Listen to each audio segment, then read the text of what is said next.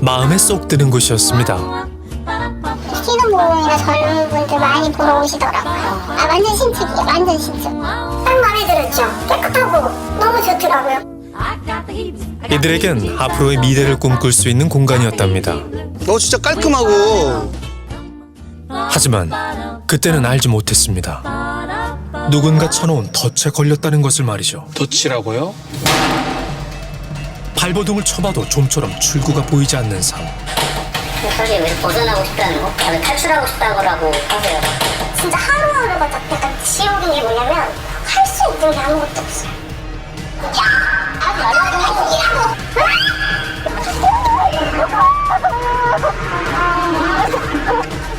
집에 갇혀버린 사람들, 굳게 문을 닫아버린 이들의 정체는 과연 무엇일까요? 인생의 단짝과 함께 구했던 첫 신혼집이었습니다. 집을 살 수 있는 여건이 안 돼서 일단은 전셋집을 이제 알아보고 있는 도중에 부동산을 이제 통해서 여기저기 다녀보면서 이제 방문했어요. 19년 봄에 계약을 했고 이제 2년이 지났었는데 그때 이제 계약갱신 청구권을 사용해서 2년을 연장했고 부부와 계약을 한 사람은 60대 여성 이씨. 그녀와의 만남은 꽤 인상적이었다고 합니다. 이쁘게 사세요. 오래 살아주세요. 제가 여기 자주 못 와요. 되게 다소곳하게 얘기하는 것처럼 약간 매너 있는 것처럼 얘기를 하고 그랬었거든요. 그래서 화장품 파우치만 요만한 거에다가 그걸 열어가지고 막 도장을 뒤지는데 근데 그 안에 도장이 되게 많아요. 도장이 많다고요? 아니 이거 아니네 막 이랬더니 막 이거 이렇게 해야지 이거네 여기 있네 이 씨는 둘째 딸의 대리인으로 나와 계약을 했습니다. 부부는 한 차례 전세 계약 연장을 한 뒤 계약 만료 전 집을 나가겠다고 했답니다. 분양받아놓은 아파트가 있었거든요. 보증금을 돌려달라 이렇게 했더니 통화는 안 됐고 맨날 문자로 하라고만 했었어요. 집주인과 통화를 해본 적이 없다는 부부. 이번에도 전화를 받지 않아 이사를 가겠다는 문자를 남겼지만 아무런 답이 없었답니다. 전화도 안 받고 문자라고 해서 했더니 대꾸를 안 하네요. 그러니까요. 속 타는 세입자들의 마음을 아는지 모르는지 작년 12월 문자를 끝으로 집주인은 연락을 받지 않았고 그날부터 신혼부부의 일상은 망가져갔습니다.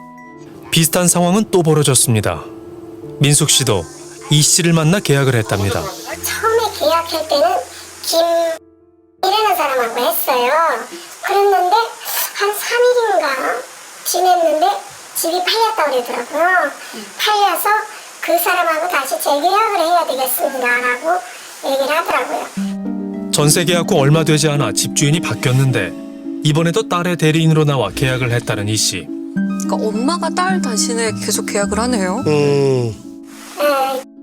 이라는 사람이 엄마고 이라는 애가 딸이고 그래서 개명의로 와서 엄마가 와서 도장을 찍고 이렇게 했어요. 2억이 넘는 전세금은 모두 현금으로 냈습니다. 그런데 아직 2년이 됐는데 맘대로 해라라고 전화도 안 받고 엄청 내가 속이 상해요. 솔직히 말해 돈 민숙 씨에게 전세 보증금은 전 재산이나 다름없었습니다. 내 손해본 거 좀 돌려줬으면 좋겠어요. 좀 도와주세요. 집주인 한 씨의 연락 두절로 집을 사지도 방을 빼지도 못하는 처지가 됐다는 은수 씨. 전세 계약이 원치 않게 연장됐기 때문인데요. 다른 주택, 임대주택이 된 게 있어서 이사를 가야 되는 내용을 먼저 전달했어요. 근데 자기가 돌려줄 돈이 없으니 그냥 알아서 매매를 하고 그 돈을 가져가라는 식으로 얘기를 하더라고요. 계약금을 넣지 않으면 당첨된 임대주택이 취소될 수 있는 상황임에도 아이고. 집주인은 돌려줄 전세금이 없다면서 집을 구매할 사람을 구해오라 했답니다. 이야, 이게 말이 되나요? 피해 세입자들은 전화를 받지 않는 집주인의 실체를 나중에 알았답니다. 문자로만 연락하는 집주인의 정체가 딸이 아닌 엄마 이 씨라는 겁니다. 임대인 딸 한 씨 아닌가요? 딸은 명의만 빌려줬을 뿐 엄마인 이 씨가 세입자들과 연락을 나눈 겁니다. 제가 할 수 있는 게 없더라고요. 그래서 좀 알아봤죠. 관련된 사건을 당하신 분들의 방이고요. 네, 개봉, 하곡동, 구로, 공항동, 그리고 부평도 있네. 아이고. 관악구, 가산동, 금천구, 북산, 하곡. 2017년부터 수백 채의 빌라를 사들인 실소유주 이 씨가 전세금을 돌려주지 않고 있는 건데요. 그녀는 어디에 얼마나 많은 빌라들을 소유하고 있는 걸까요? 제작진은 등기부 등본을 확인하고 하나씩 분석에 들어갔습니다. 시흥이 있어? 포천이요? 피해가 발생한 지역은 서울과 인천, 경기도 내로 소유자는 이 씨의 두 딸들이었습니다. 대단하다. 엄마 이 씨가 딸들의 대리인 자격으로 계약한 주택의 수는 무려 500채에 달합니다. 아이고. 와. 무슨 돈으로요? 현재 등기부 등본에 나와 있는 두 딸들의 주소지는 같은 곳인데요. 같이 살고 있을까요, 그러면? 우리는 먼저 해당 주소지를 찾아가 봤습니다. 계세요. 계세요. 아무런 응답이 없습니다. 오랜 시간 집을 비운 것 같아 보이는데요. 이제 피해자분들이 내용 증명을 보냈는 거 그런 거로 보입니다. 방송국에서 취재나 이웃들은 새 모녀에 대해 뭔가를 알고 있을까요? 혹시 이분이 여기 사셨던 거예요? 맞아요. 아, 이분 맞아요? 네, 딸들 있는 걸로 알고 있어요. 혹시 딸이 못 들었을 거예요. 딸이랑 아들도 있었던 딸이랑 아들? 거. 그래서 잘은 몰라요. 너무 시끄럽고 해서. 시끄러워요? 왜? 옛날에는 막 사람들이 와서 숨어 있고 막 눈 두드리고 난리 그랬어요. 아예 막 사람들이 찾아왔어요. 저희가 어떻게 해야 되는지를 알려주셔야 된다는 얘기예요, 저희는. 아니, 그건 세월을 어떻게, 세월에 대해서 지금 하실 거 아니에요. 안 되더라고요. 목에 칼을 꽂아 죽이는 그러니까 저희가 수백 채의 빌라를 계약한 이 씨는 왜 전세 보증금을 돌려주지 않는 걸까? 피해자들의 이야기를 들어봤습니다. 차량 승용차 타고 다녔어요. 근데 자기가 여기 살지도 않는데 동기표를 하고 싶다고 했대요. 그 사람이 이제 청소업체를 하면서 관리를 한다. 이제 뭐 집도 많이 있고 이런 것까지 한다. 심지어 빌딩을 관리하는 회사를 운영하며 관리비를 받았답니다. 새 모녀는 어떻게 이 많은 빌라들을 차지할 수 있게 된 걸까요? 피해자들이 계약한 집은 공통점이 있었습니다. 신축 빌라는 신축 빌라였죠. 아, 신축. 대부분 신축 빌라에 살았다는 건데요. 이 집이에요. 입주 전 등기상으로 문제가 없던 넓고 깔끔한 집엔 어느새 가압류가 걸렸고 세입자들의 발목을 잡았습니다. 가압류요? 이 집이 제가 전에 살던 집인데 이 집에서 전세 사기를 당했어요. 2019년이니까 3년 전쯤에 이 집으로 이사를 와서 이제 작년에 이사를 나갔는데 작년에 나가면서 전세금을 이제 못 받은 거죠. 큰 금액을 대출받기 어려운 상황이었음에도 부동산 업자는 아는 은행을 소개해줬답니다. 전세금은 1억 9,600 정도였고요. 1억 4천이 은행 대출이었는데 은행에서 한 일주일 전부터 대출 연장 전화가 오는데 그분이 아니 그 사람 안 사는데요 라고 하고 그 전화를 끊어버렸대요. 그래서 이제 대출이 안 됐죠. 연장이 안 됐어요. 그래서 네, 신용불량자가 됐습니다. 결국 대출 연장이 되지 않아 대출금은 곧 빚이 되었고 전세금 역시 돌려받지 못한 상황. 남은 선택은 경매뿐이었습니다. 아유. 3,500만 원을 손해보고 전셋집을 낙찰받은 민숙 씨는 황당한 경험을 했답니다. 그 경매 받고 나서 와서 살았었는지 저기 전기요금이 19,000원 얼마가 나왔더라고요. 누가 와서 월세를 살았던 것 같아요. 화장실 따죠? 더럽게 썼더라고요. 분노해놓고 물도 내리지도 않고. 실제로 이 씨는 경매 진행으로 세입자가 집을 비울 때 다른 사람에게 월세를 줬습니다. 이야. 대단하네요. 피해자들이 계약한 부동산에선 뭔가 알고 있진 않았을까? 이 씨의 월세 매물을 내놓기도 했었다는 부동산을 찾아갔습니다. 없어진 것 같은데요? 그 자리가 없는데? 이 지역에서 꽤 큰 규모로 운영됐다던 부동산의 자리에는 다른 가게가 들어섰습니다. 그 예전에 부동산 있지 않았나요? 부동산. 있었죠. 뭐 그거 없어졌어요? 아, 한참 됐어요? 아, 좋다. 다른 부동산을 찾아갔습니다. 그 근처에 부동산이라고 기억 안 나세요? 나지. 아, 기억나세요? 옛날에 있었지. 피해자들이 계약한 부동산을 탐문한 결과 대부분의 부동산들은 문을 닫거나 주인이 바뀐 상황인데요. 배원도 안 된 것 같아. 빌려버리지. 좀 여러 가지로 좀 협조라든가 이런 거 안 했어. 단독으로 많이 했어. 물건도 뭐 다른 데 이 동네 가인들을 갖고 와서 가지고 하고 뭐 그런 걸 알고 있어. 부동산이 아니고 그냥 언제라도 그냥 떠날 준비가 되어 있는 부분. 대부분이 기획부동산들 광고해가지고 그 사무실 막상 그 계약할 때 가보면은 무슨 막 2층에 있고 막 4층에 있고 막.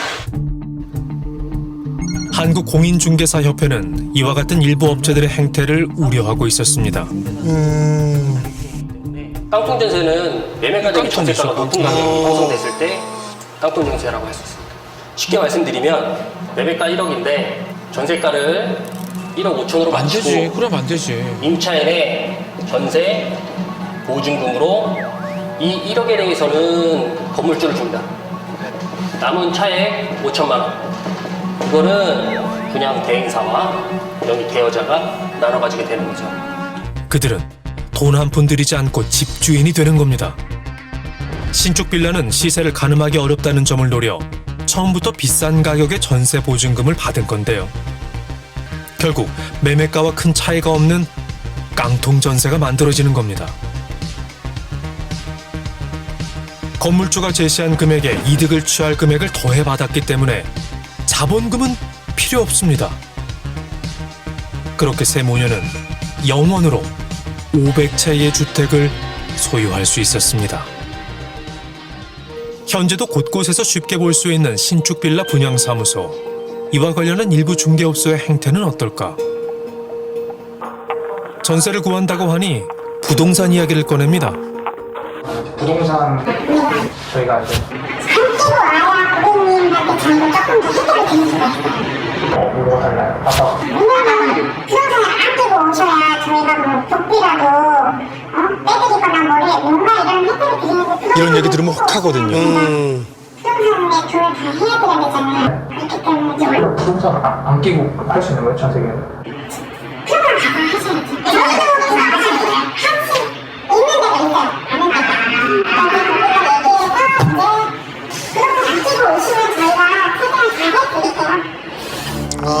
따로 알고 있는 부동산이 있다. 아니 얼마나 잘 주시려고 그럽니까? 그래, 줘봐도 될까? 네, 여기 평당 기준으로 3억 4천. 전세 매매 가격은 똑같아요. 전세랑 매매. 왜 전세가 많이 오르시죠? 요즘 신축들이 다 이제 계획 차이를 많이 안 두고 그냥 짓더라고요. 이거는 제가 좀 가능하니까 건축적으로 땅통 전세 요새 좀 무섭더라고요. 제가 막 그 얘기를 하셔가지고 신축에서는 이 부분은 항상 어디든지 갖고 가는 부분이 있거든요. 그래서 그 부분도 이해를 잘 하시고 또 미대마다 임대사업자님 이렇게 붙여줄 수 있는 그런 부동산이나 컨설이 안가면은 행운이거든요. 걱정 없이 할 수 있어요. 좋은 전세를 구하기보다 깡통 전세를 피하는 것이 어려운 현실이 됐습니다. 단지 행운만을 바라기에는 전세 사기 설계자들의 수법이 너무나 견고해졌기 때문입니다. 매일 밤잠을 설친다는 이들이 있습니다. 같은 이제 임대인을 두고 있는 전세 세입자인데 그게 이제 임대인이 이제 집들이 다 압류가 되어 있어서 저희가 전세금을 이제 받지 못할 상황이 될 것 같아서 저희 여기 두 동인데요. 이 두 동 중에 거의 절반이 이라고 보시면 돼요. 네. 두 동 다? 주택 14채의 주인이 단 한 사람이랍니다. 수법은 여느 전세 사기와 다르지 않았습니다.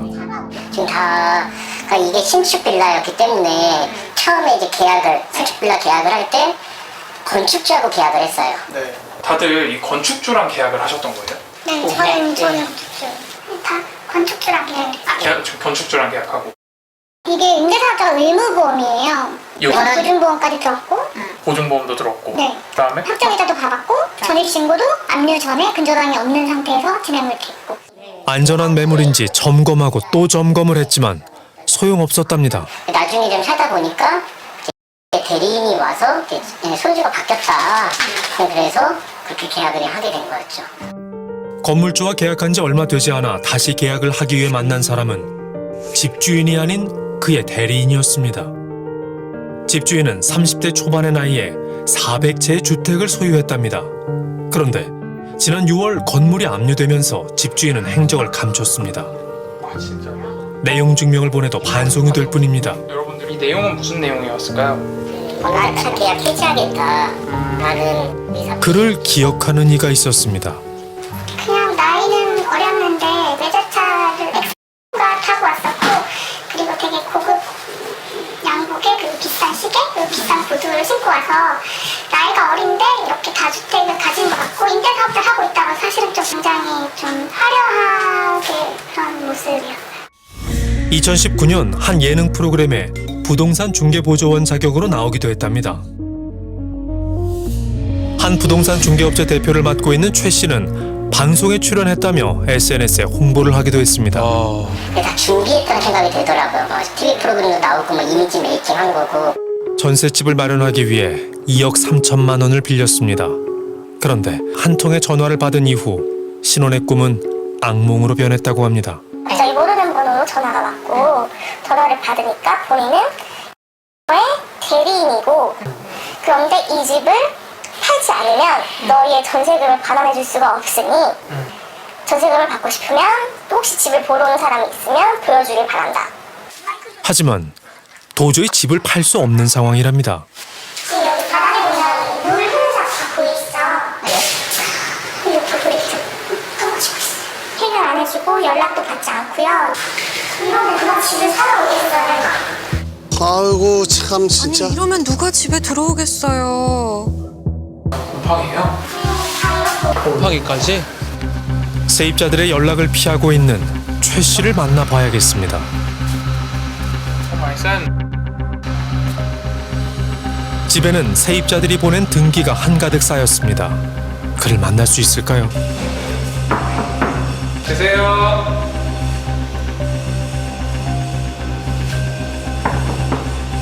계세요?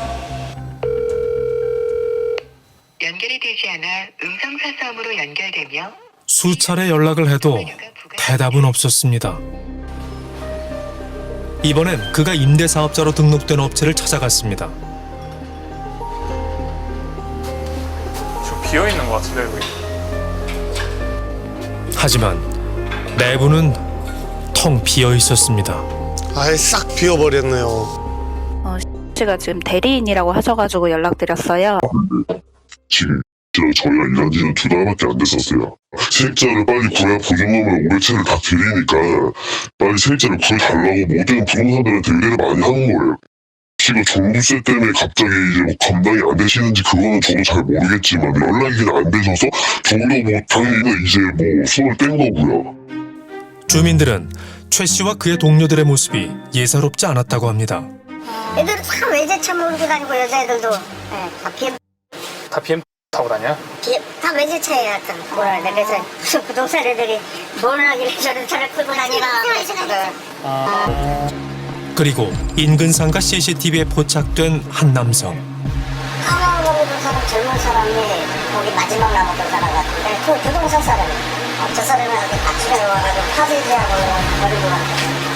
마지막으로 부동산에 있었던 남자는 최 씨의 동료로 부동산 내부를 깔끔하게 정리한 이후 용달차와 함께 사라졌습니다.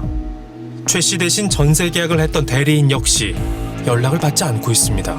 이 사실을 모르는 세입자들이 이곳을 여전히 찾기도 합니다. 그녀는 최 씨라는 사람보다 그가 설명하는 보험을 믿었답니다. 문 잠겨있어요. 근데 이런 공인중개사협회에서 하는 것도 사실 기간이 1년인 경우가 많아요. 저 같은 경우는 1년 이상 되었을 때 알게 되었잖아요. 이런 게 전혀 보호가 되지 않는. 안전한 보험까지 들어준다는 말에 믿음이 갔답니다.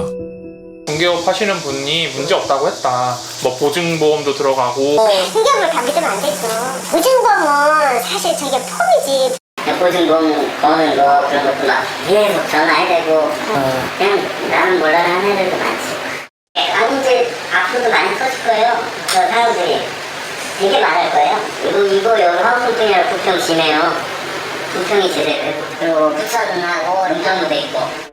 전세 가격이 올라 매매가가 비슷해지는 상황. 보증금이 위험합니다. 금리가 오르고 대출이 막히면서 전국적으로 부동산 거래가 크게 줄었습니다. 지방을 시작으로 이른바 깡통 전세 현상이 속출하고 있습니다. 실제로 수도권뿐 아니라 지방을 중심으로 깡통 전세가 속출하고 있는데요. 저희가 그냥 가만히 기다리라고요?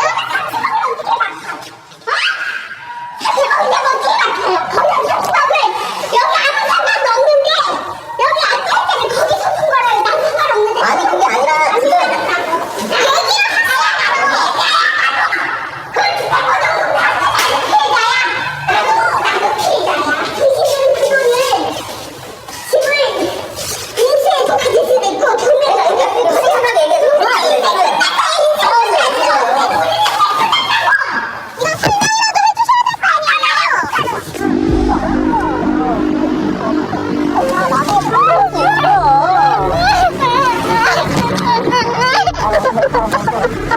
검찰도 엄정 대응 방침을 밝혔습니다.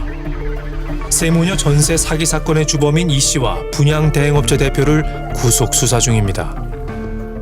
분양 대행업자들하고 조직적으로 결탁을 하고 처음부터 아예 사기를 하면서 수백 채의 빌라를 구입하고 약 한 298억 원 상당의 아이고. 임대차 보증금을 받는 사기 범행을 한 거를 밝혀서 주범들에 대해서 구속을 하게 된 것입니다. 그러니까 이런 악질 공인중개사들은 저희들도 처벌하길 원하고요. 협회 차원에서도 특별단속반을 구성해서 운영할 계획인데 돈 한 푼 없이 수백 채의 주택을 소유한 임대사업자와 이익만 챙기는 분양 대행업체가 있는 한 피해자들은 끊임없이 발생할 겁니다. 본인도 피해자라는 이 씨, 그리고 정부의 세제 혜택을 바탕으로 충실히 세금을 내다 세금 직격탄을 맞았다면서 심심한 사과의 말씀을 전한다는 최 씨. 매일매일 열심히 일하면서 모아왔던 돈을 지금 다 날리게 생겼으니까요. 허공에 대고 지금 약간 소리치는 느낌이에요. 그냥 당해보지 않아요. 사실 그 모르는 거잖아요. 이거 진짜 아까 말씀드렸지만 마음만 먹으면 누구나 당할 수 있는 거예요. 세입자의 돈으로 수백 채의 집을 가진 큰손 집주인들. 그들은 세입자들이 성실하게 모은 전세금으로 그들만의 잔치를 열었습니다. 지금 손 쓰지 않는다면 이 빌라왕들은 계속해서 나올 것입니다.